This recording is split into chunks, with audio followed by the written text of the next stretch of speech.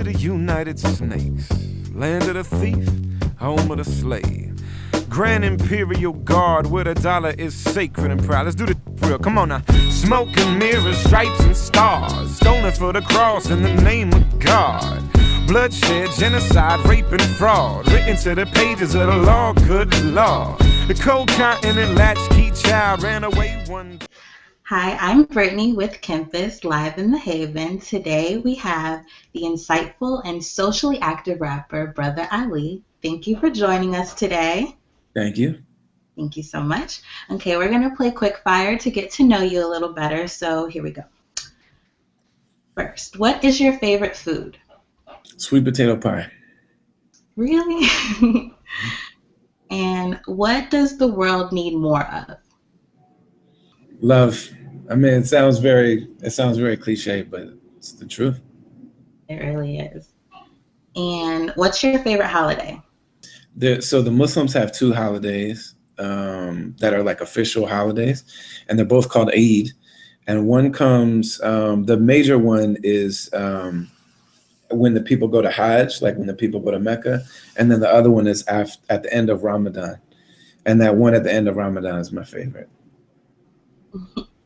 And do you have a favorite movie? Do the Right Thing. Really? I love that movie. Yeah, when I was like, that movie came out when I was like 12, and I skipped school with some older guys, and I went and saw that movie.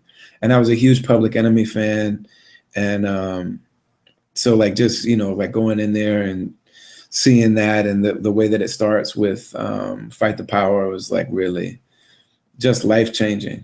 And that's still my favorite movie. I could watch that movie at any time, and it never gets old. Aww. And last quick fire question. Of course, I have to ask your top 5 favorite rappers. Well, favorite or best is kind of tough. Like some are my favorites at certain times, but in terms of who I think the best are, I would say KRS-One, Jay-Z, Ice Cube, Rakim, and Mos Def. I would like to, and then there's certain things where I'm like, if I was going to actually write that list like more politically or whatever, I would have probably a female MC in there, and I'd probably want to have somebody newer in there. Like I'd probably, should put like Rhapsody or Kendrick or somebody like that. In terms of who my favorite are right now, it's Rhapsody and Kendrick and Fashawn and Sean Price. Yeah. So my favorite right in this moment is different than who I think are the greatest of all time.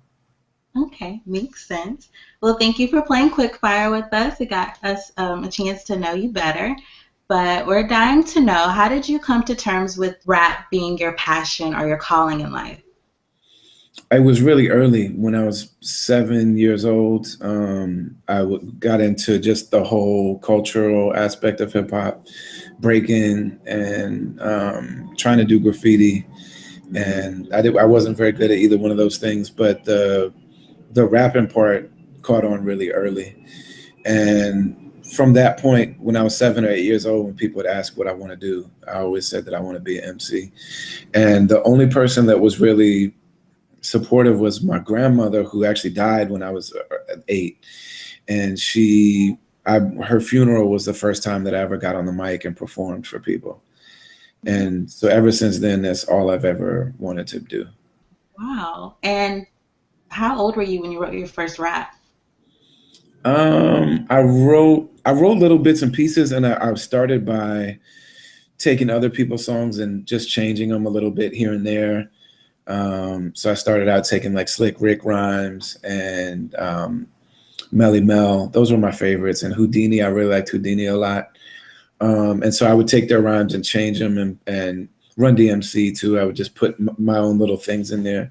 That's when I was really young. And then when I was 13 was the first time I ever wrote a full song, and I recorded it and everything. And so, yeah, I would say started writing around 7 and 8, but 13 is when I was like, I'm officially an MC and I write songs and blah, blah, blah, like the whole thing. Cool. The video for Uncle Sam Goddamn was one of the first independent rap videos to reach over 1 million views on YouTube. During that time, you were removed from the Verizon Wireless sponsored tour. You were in this weird limbo of having doors open and closed simultaneously because of your lyrics. This would discourage anyone. So, how did you handle the situation? Well, that was an interesting time, but in terms of the fan support, that was still growing, and that had just expanded so rapidly that I wasn't that worried about it. I would say I had two times like that. And that one was in 2007, and that was kind of my breakout moment. And so I was so happy to be on tour. And then also that's when people, the artists that I really look up to and respect and admire started embracing me. Rakim took me on tour for a year. Chuck D and Public Enemy, and Big Daddy Kane and Brand Nubian and others. And so that I was getting so much support and so much new kind of like love and mutual respect and stuff that didn't bother me as much.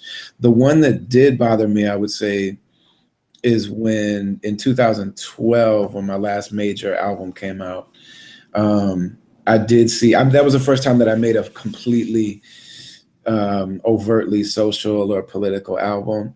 And I did see kind of a drop in numbers. And that one honestly shook me up a little bit. And it happened at the same time that some other things happened career-wise and also in the music industry that just kind of made me wonder what my place would be in this going forward. And to be honest, I'm not 100% sure yet. There was a good solid period of time where it really felt like underground music and the circle of artists that I'm in, that we could say whatever we wanted to say, that we had complete freedom and autonomy to do whatever we wanted. And as long as we were sincere, we would be supported.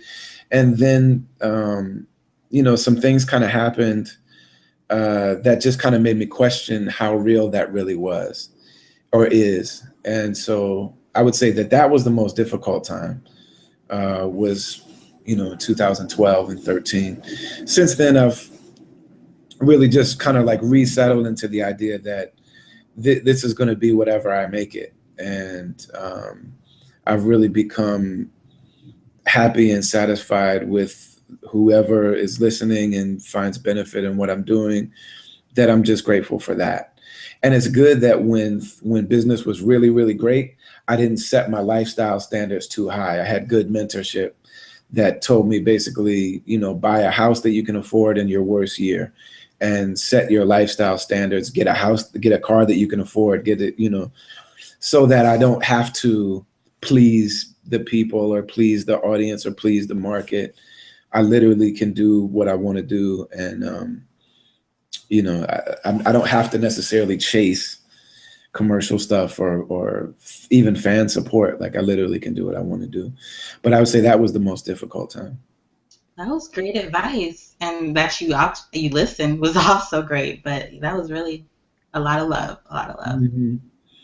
Yeah, so it's so important to have elders, and we live under systems of domination of every kind, and it's laid out really well in the Willie Lynch letter, the way that people are divided and conquered by the dominators. And one of the things that they outlined in that document was to separate generations so that people's collective knowledge gets lost every generation. So if the elders don't speak or aren't in union with the youth, then all of the things that the elders built and all of the wisdom that they acquired over their time just gets lost. It never gets transmitted and never gets passed on. And so every generation is reinventing the wheel, and every generation is creating their own circumstance from scratch.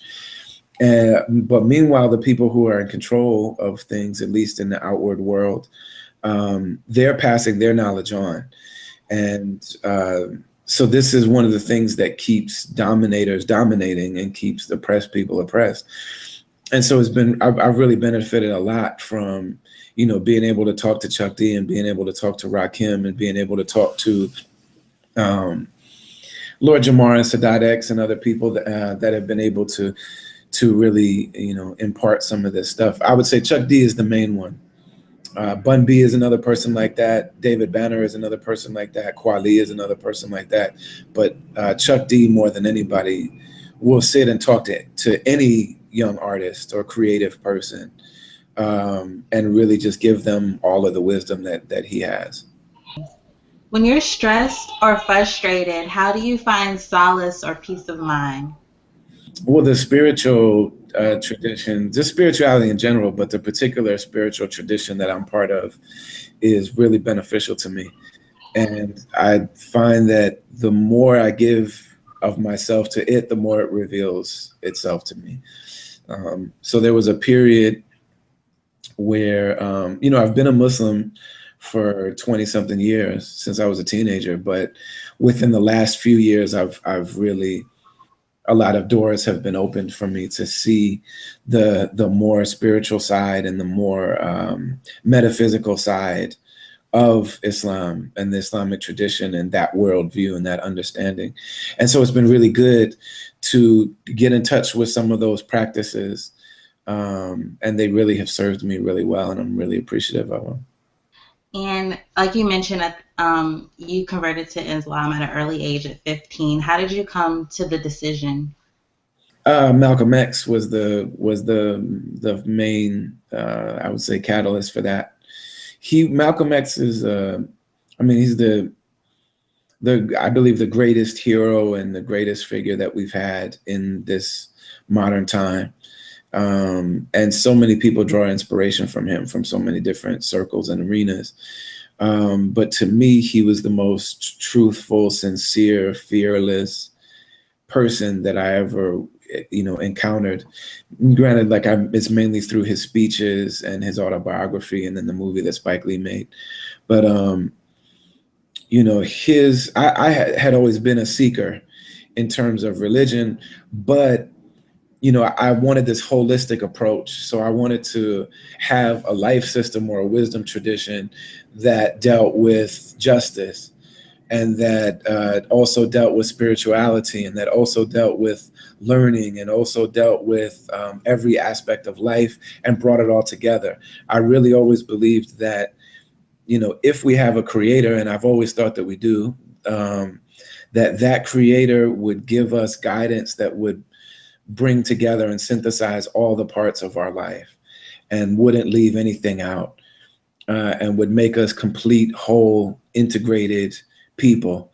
And that's what Islam was to me. And Malcolm really showed that to be true, that Islam had all of the spirituality of other systems of spirituality, like, the meditation and the concentration of Buddhism, and the spirituality and the personal connection to the creator that I really love about Christianity, the traditional aspect that I really love about Judaism, also the respect for people's originality that you find in African religion, and also the connection with nature and the natural world that you find in Native American spirituality. All of this stuff together in one system is the way that Malcolm really made me understand Islam. And so I read his autobiography, and also he was dealing a lot with the racial injustice in America, which to me defines our existence. I don't think that that's a fringe issue. I think that all of the problems, or the majority of the problems that we have in this society, can all be traced back to domination of the indigenous First Nations people, and then the enslavement of Africans in the New World. I really think that all of the problems that we have can be traced back to that, because all the stuff that had to happen in terms of ideas, it all comes from there. The idea that a human being isn't valuable, that you can throw out any human rights you want as long as you have these other ideas, these other dominator ideas of like white supremacy, male supremacy, classism, and all this kind of stuff.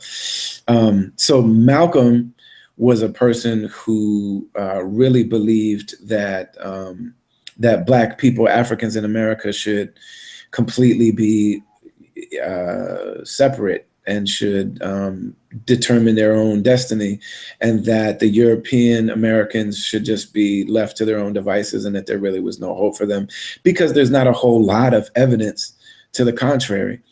And then when he really experienced Islam in an authentic way, he thought that Islam could also cure everybody in this situation and could bring everybody back to an original concept of what humanity is, and that would cure the diseases. And so he suggested even that European American people study Islam, and that could help them, get their humanity back. And so when I read that, I just decided to become Muslim. It was a wrap at that point. Done deal. In 2008, you took your pilgrimage to Mecca. What were your thoughts before arriving? It was actually 2010. And, I became Muslim in the mid 90s. And then in the early 2000s, I had a really solid year where I was training to be an imam. I didn't know that I could be an MC for a living. And I really thought that I would be a teacher and imam, and that's the course that I was on. And then music, when music became an option for me, and I dove into it, I was away from the Muslim community for years. Like I literally was on the road for like 7 or 8 years, just completely, touring all year long. And so I didn't have much connection to the community. I still was a Muslim and I still was a practicing Muslim, but I didn't have that connection to the community. So my faith and spirituality didn't have a lot of growth in that time period. And then I had a really, like I said, 2010 was a really difficult time.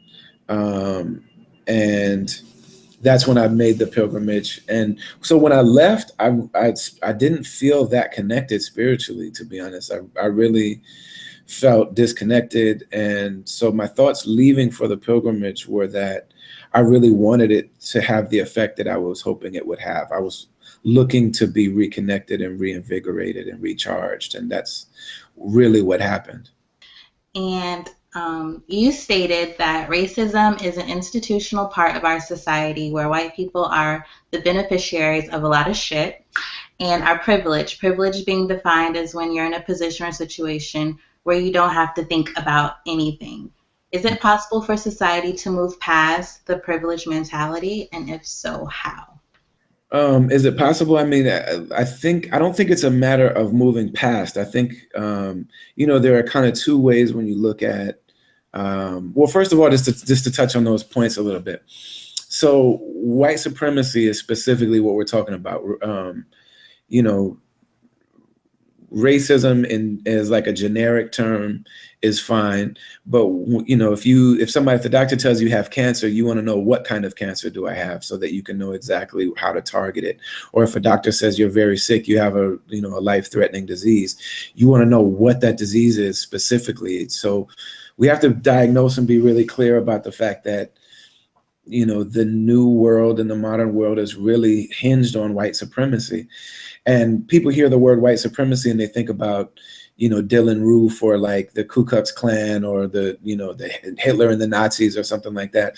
But white supremacy is this concept, and it is the reality of our time and society, that white things and white ways of thinking and white ways of being, white standards of beauty, white understandings are considered to be the legitimate ones, and that all of the flow of resources and opportunity and benefit for things flows from people of color to white people. This, as I said earlier, has also created a situation where all forms of domination have come in. So white supremacy is not the only form of domination in our culture and in our society. We also have misogyny or male domination. We also have hyper-capitalism or classism, which is the rich dominating the poor, and other forms as well.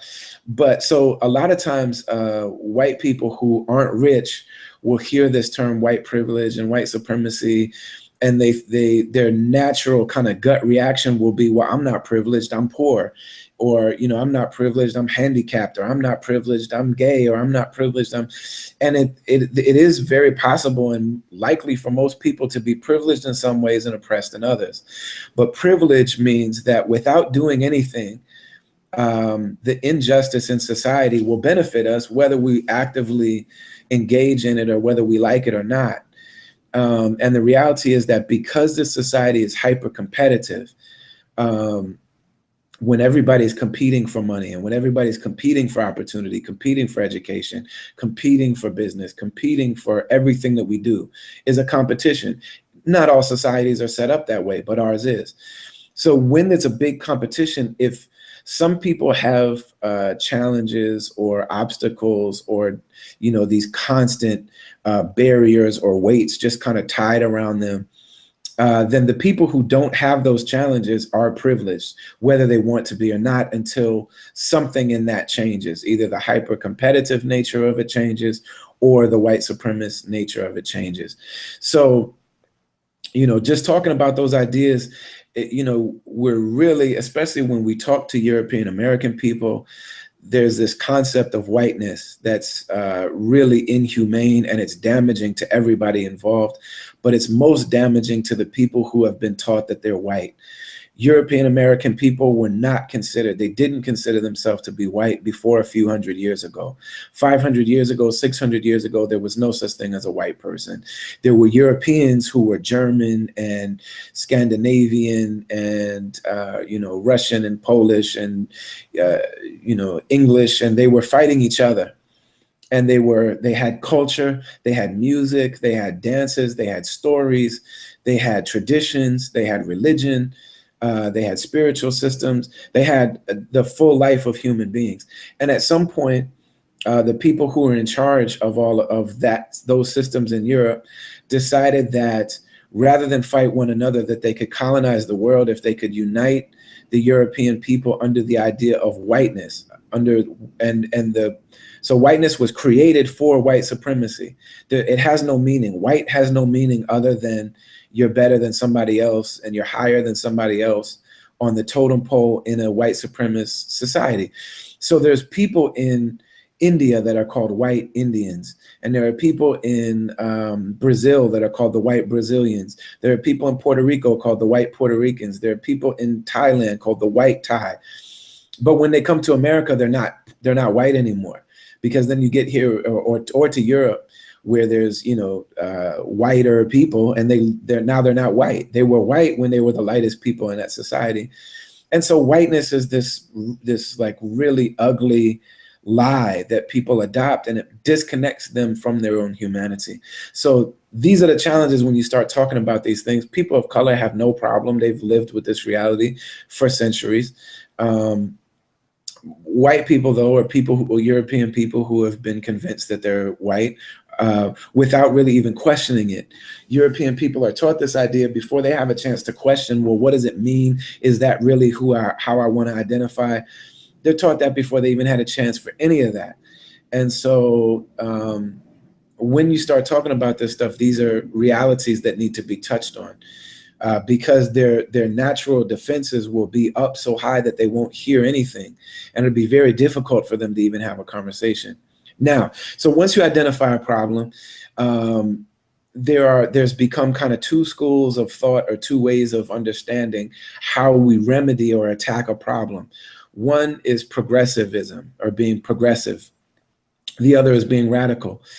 The progressive idea says, our society is good, the structures are good, the system is good. We just need to make progress towards improving upon it.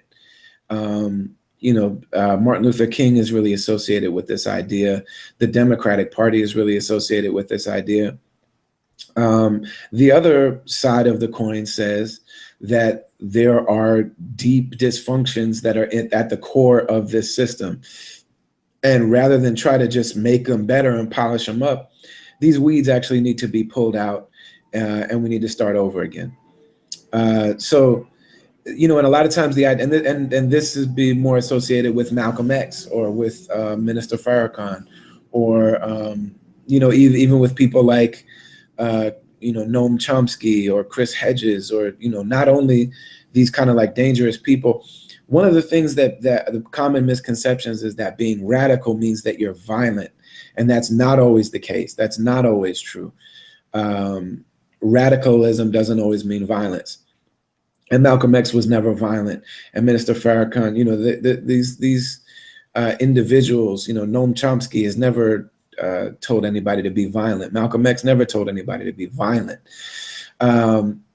But so you say, can we move past them? My personal feeling is that there needs to be some radical change, and whether or not we necessarily change these systems is for somebody else to talk about. I feel like my calling is to talk about a radical shift in the way that European American people that are called white identify themselves. And these systems, white supremacy can't will change one of two ways. And it's a house of cards that's built on a lie that cannot exist for long. And it actually is falling apart. The time that white supremacy and that white people have been dominating in the whole scope of human history is the blinking of an eye. And the eye is starting to open. And this is what's making people whose identity is hinged on this, is making them really terrified. They're turning up a little bit. You know, you're starting to see more, you know, skinhead stuff and Ku Klux Klan stuff and swastikas and, you know, all this stuff. Ultimately, either this whole system is going to collapse and fall, which is very likely, or and then these people will be forced to re-examine themselves in a really ugly way, and really, you know, terrifying way. That's a possibility, and that will happen if this second thing doesn't happen. The second possibility is for people, European American people, to reconnect with what it means to be a human being, to find out who they were before somebody convinced their forefathers that they should be white instead of being human, and that they should be white instead of being German or Scandinavian or Russian or whatever they were before the idea of whiteness. When they lost all their traditions, and when they lost their culture, and they lost their connectiveness to their own humanity. James Baldwin talks about it really beautifully in The Fire Next Time. So, you know, this is part of what I see my job as being, that, you know, I was raised and trained by the African American community, by Black elders and teachers and friends and peers and foes and lovers and everything in between. But the people who have really found a lot of benefit in my music and have really attached to me have been European American people. That's you know, a large segment of my audience is them. And so I really see it as one of my jobs to really offer that as an opportunity and as an idea and as a possibility. You know, whether or not people accept it, I can't control that. I only control how sincerely and how efficiently I deliver the message. And so the question was, can we move past it? I think I don't think it's something to just move past, because I think it's right now sitting at the core of who we are. And unless we change that, then who we are is doomed. As long as who we are is connected to a lie, lies always perish. Lies don't last. Lies are not rooted in anything. They don't have roots. Lies don't have principial beginnings and truths. So lies always wither and die. Flowers only die in a vase. You have to have roots in order to live. And the system that we are now and who we are now has no roots in anything real. And so death is what's happening now. So can we come back to life? Yes. We have to be replanted, have to be rerooted. Sorry to give such a long answer. No, your answer is everything. Oh, I love it. Okay. And many of our youth are dying from a lack of knowledge. How can our youth become more conscious about what's taking place in the world? Well, I think that youth are doing that. I think that, you know, the Black Lives Matter movement is really dope to me. The Occupy movement a few years before that was really dope to me. I think the thing is we have to remember who we were. Original people, Aboriginal people, First Nations people, traditional people. It's important to remember who we were, and people of real prophetic wisdom traditions. We have to remember who we were before this modern time. We have to be connected to who we were before this modern scenario. And we can't we can't allow this system to define us. And so what's very important, especially when I look at the Black Lives Matter movement, is for the generations to be connected. There are elders, and when I say elders, I don't only mean people in their 70s and 80s, but a lot of the Black Lives Matter movement people, they don't even want to hear anybody over 30 offering anything, much less 40s, much less 50s, much less, grandparents. If this thing is to succeed, and it has to, we have no choice but for it to succeed. I think it's irresistible that this thing has to succeed. I have a dear friend named Amir Suleiman who has a poem called "We Must Win." Come for the hills, we must win. And that's what I believe. We must win. We have no choice but to win. And he says in that piece that a draw is a win for losers. We must win. If we're to win, it's going to be because the wisdom and the traditions of the past come into a modern context and become alive in the movement as well. And the division between generations is a product of the dominators. This is something that white supremacy has brought in. Modernity has brought in, whatever you want to call it, anti-traditionalism, all that stuff has ushered all of this in.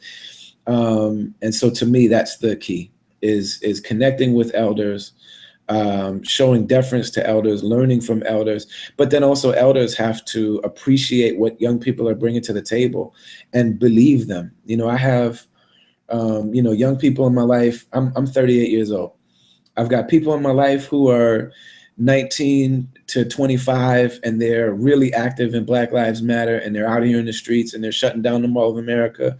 And then I have elders who are 65 and 70 who are saying, well, this old school, like, we just need to pull our pants up, and, we should stop killing each other and all this kind of stuff. And we got these two different ideas, or these two different schools moving at the same time. And if they would start seeing each other as what we are, we're extensions of each other, then I think that would be the key. I think that's the key. And that will happen. That is happening. It's got to happen. But I mean, Cornel West is out here and he's available. Harry Belafonte is out here. He's available. Bell Hooks is out here. She's available. Asada is still living and you can still talk to her. Mumia is still alive and he's available and you can talk to him. Daruba Ben Wahed and Kalanji in Atlanta. Even people that are just in their 40s. Rami Neshashibi is available. A lot of these, Minister Farrakhan is out here meeting with everybody. The elders are available, and it's just really important to reach out and to speak to them. That's very important what she said. We are an extension of one another. Okay, social media has taken over youth's perception of life and originality. Why is individuality so important? I think it's like a balance between individuality and also the group. I think that one, the two are linked to each other. So we have to think of ourselves as individuals and really work on ourselves as individuals, but then also see ourselves as being part of a group, and that everywhere we go and every decision we make, our group is with us, especially if we're in groups that are marginalized and oppressed and targeted and, dehumanized and all this kind of stuff. It's very important that as individuals, we work on ourselves, we have a lot of responsibility for ourselves, we have accountability for ourselves, and that we be accountable to our groups. So I think that the two go hand in hand. This culture says, you're just an individual. So just, Do you, No. people are making decisions that everyone else is making. Yeah. But they believe that they're being convinced that you're making this decision because of what an individual you are, and it's just what a coincidence that everyone else is doing the same thing. So smoke weed, get high. This is my thing. I'm in my so and so. Well, but everybody else is doing the same thing. These are my tattoos. I'm showing my individuality. Everybody's tatted up though, and not that those things are necessarily good or bad, but But I think that we really ought to question these things before we just accept them.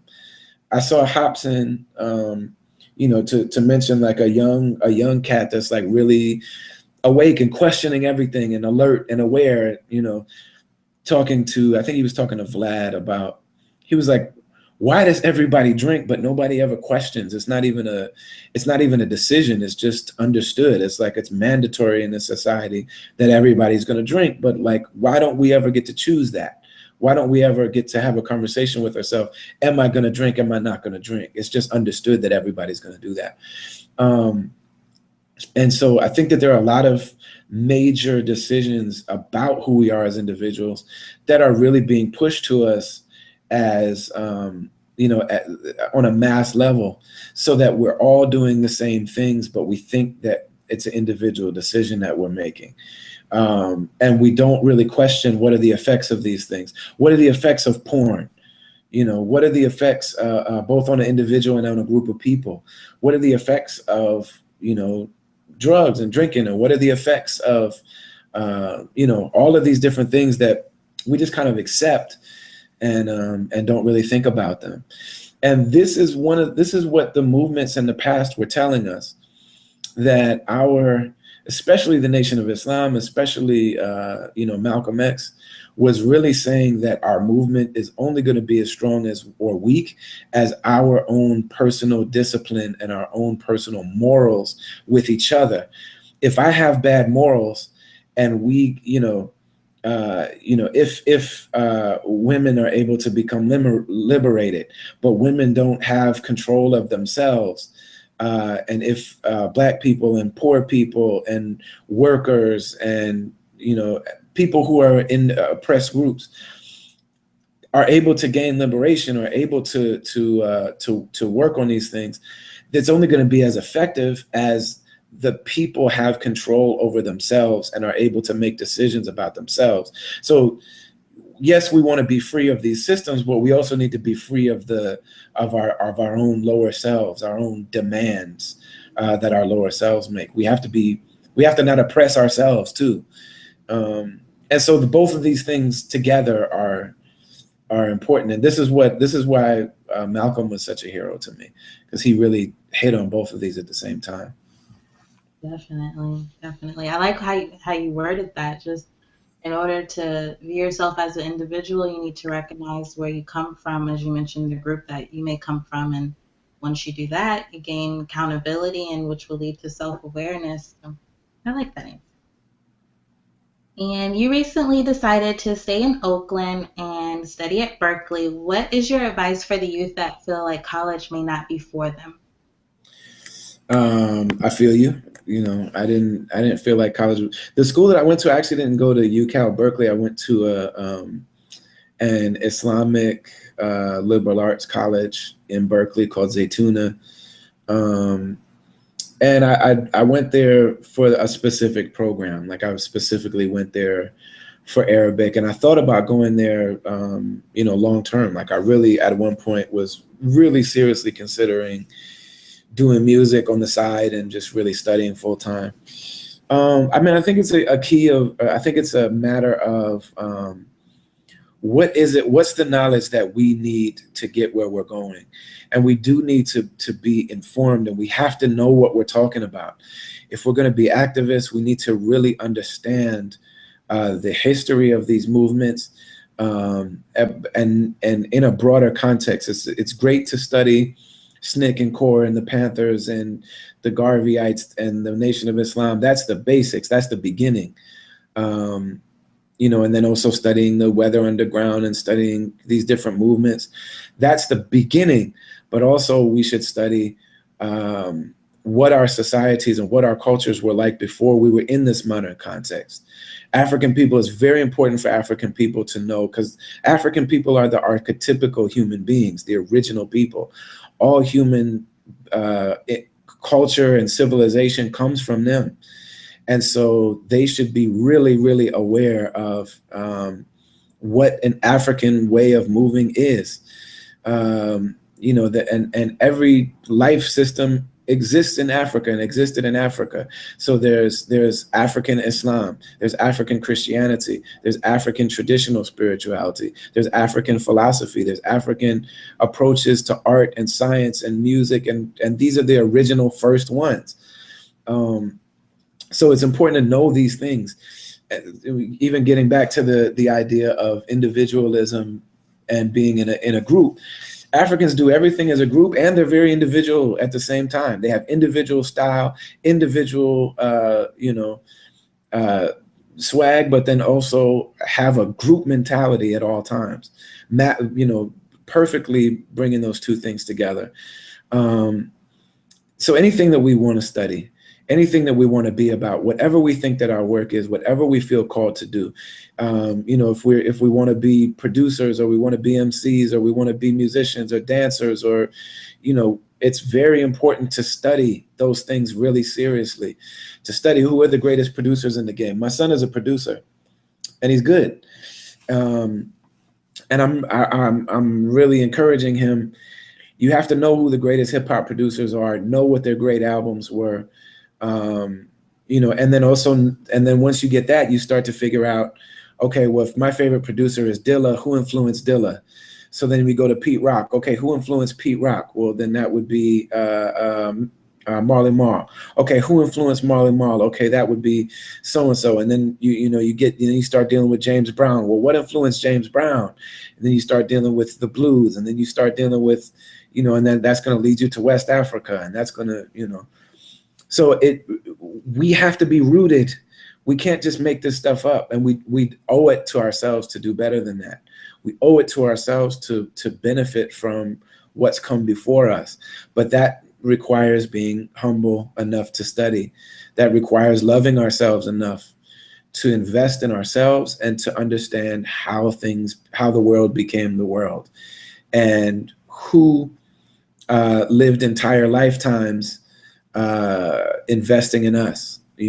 Our predecessors, our ancestors, the people that came before us, they lived their entire lives understanding that they were going to get to a certain level and they were going to have some successes, but they knew that everything that they were doing was going to be left to benefit from somebody else. And so what the modern world and what the world of dominators is telling us is, you're smarter than your grandparents are. They didn't have an iPad. You have an iPad. Your parents didn't even have, they didn't know how to build an iPad, but they knew how to build a human being. They knew how to build a community.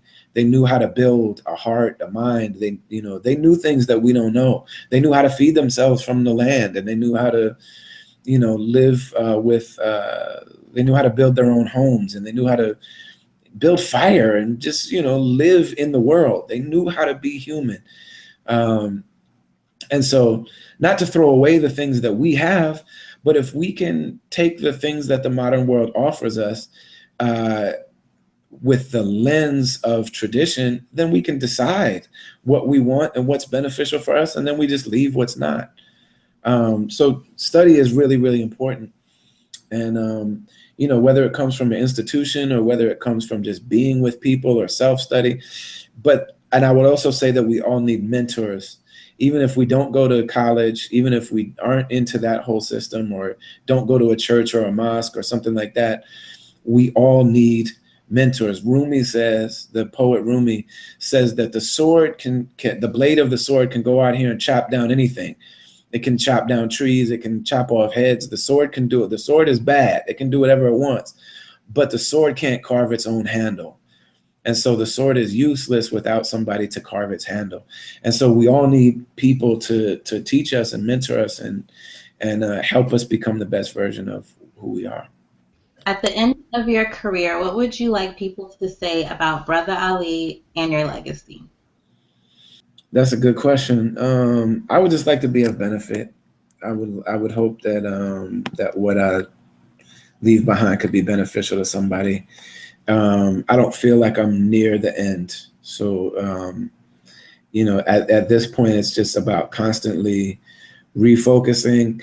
And I'm in a stage in my career where it's very important for me to, and I look up to the people that I look up to. It's very important for me to just stay active. And that's something that I honestly struggle with. That I have the music that I've made. I might kind of have these like broad ideas of like these huge grandiose ideas of what I would like to do next. But when I look at people like Public Enemy puts an album out every year. It might not be on the scale that their major albums were on Def Jam that were going gold, but they put out music every year and they tour constantly. I'm really inspired by Talib Kweli. He's one of the last people from the original hip hop culture that's really pushing conscious music, but he does it in a way that's always updated. He always has, something new to offer. He always, does it with a lot of style. He's very, very driven, very motivated, very focused. Whenever he speaks on things, he's always on point. And I'm on his new album, and I that's coming out soon, called Indy 500. And I have no idea what I did. Like, I saw him. He was on his way to Ferguson. I was on my way back from Oakland, actually, and we met with Minister Farrakhan. And at like 5 a.m, like, we stayed up all night. I stayed up all night the night before, and then we both stayed up all night. And in his hotel room at like 5 a.m, I wrote and recorded something. I have no idea what it is, but I guess it's on his new album, so I hope it was good. But that's my thing, is I'm really looking up to people that maintain their focus even when they're not new. When you're new, there's a lot of energy, and so you're just riding that wave of that energy, and it's easy to just keep going. But then once you're no longer new, then you enter another phase in your career where you have to really keep motivated. So that's what's challenging me now. I appreciate your honesty and your time. That's all the questions that I have for you today. But I really appreciate you spending time with me and just speaking on some issues that I think really need to be heard. Thank you for talking to me. Thank you for your time and for your platform, and thank you for spreading the word. We appreciate the work you're doing.